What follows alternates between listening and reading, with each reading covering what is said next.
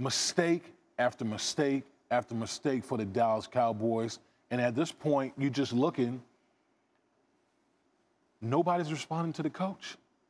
You can't keep making these type of boneheaded mistakes if you're a player for the Dallas Cowboys. Well, the coach is being undermined by his owner in these weekly press conferences, like the lack of support for him. But that's not going to change. That is who Jerry Jones is. He's not going to change. I always said, control the things you can control. Right. Nobody can control whether Jerry Jones has a press conference outside the locker room after loss. That's not going to change. But when you see the players, the lack of discipline, the lack of detail coming from the players, where does that usually go? It usually goes to the coach. Are these guys even receptive to Jason Garrett at this point? Even at this point in the season where the NFC East is still wide open, which is just, it's crazy to me. Right, do you even need the details from the coach? Listen, why don't I just see what's in front of me? I haven't played great. We still get chance after chance after chance. I don't need a coach to motivate me. I don't need any of this. I'm like, go do your job. If you're a player for the Dallas Cowboys, yes, everything is still in front of you. Remarkably. Right now. Because the Philadelphia Eagles, they stink right now as well. And if you're the Dallas Cowboys, if you can just take care of business down the stretch, you'll be hosting a home playoff game against, a San Francisco 49ers or a Seattle Seahawks team. 8-8 or something. Right, at 8-8. And who knows what could happen? You said they know all that stuff's going to happen. Jerry's always going to get the mic. He's unusually the one owner who speaks. Correct. But isn't it, as an emotional game, sort of defeating to hear him pour it out like he's going through a counseling session? Then you got to take that back and get ready to work next week. Well, I've always I was kind of brought up under a different mindset, different school, where it's one voice in the building. I'm not used to, you want to empower your head coach, but that's hard to do when the owner's sitting right outside of the locker room and he's saying one thing, the head coach is saying another thing. And so if you're a player, it's like, well, what's going on? But that can't be an excuse because these guys have been used to that. This has been going on for a long time now with the Dallas Cowboys, so you can't use that as an excuse as to why you weren't able to execute out there on the football field. Right.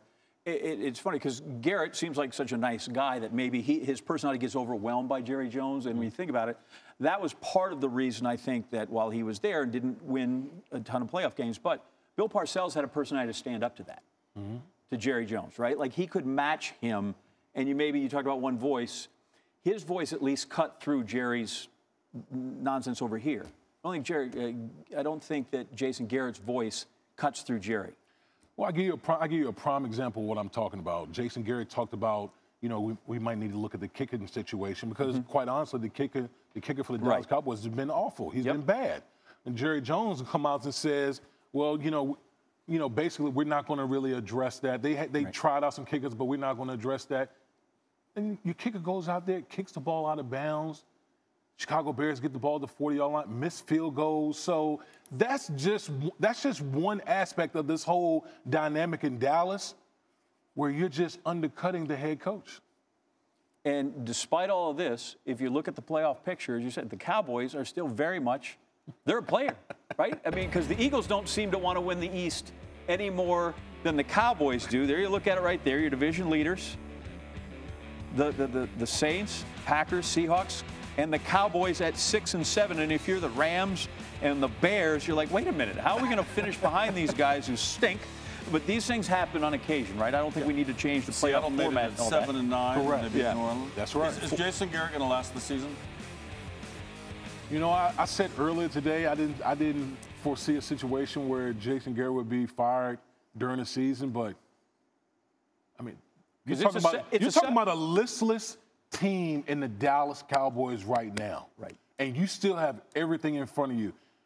At some point, if you're Jerry Jones, you have to start thinking, what do I need to really kick these guys into gear? Because clearly, I don't think these guys the message is not being heard from by Jason Garrett. It's not sinking in with the players. I mean, it was a 31-24 game, but it wasn't that close, right?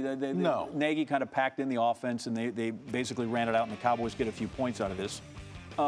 And Jerry has said, listen, this is the only guy that can get us through to the Super Bowl, right? Troy Aikman made a great point earlier this week when he said, Jerry keeps talking about this is the guy who can get us through the playoffs in the Super Bowl. Jason Garrett's like, how about we win the day?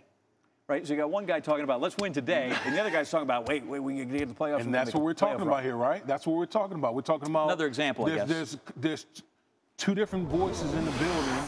It's all confusing. The players get mixed up in it, and this is what happens. You know what happened after their Thanksgiving loss?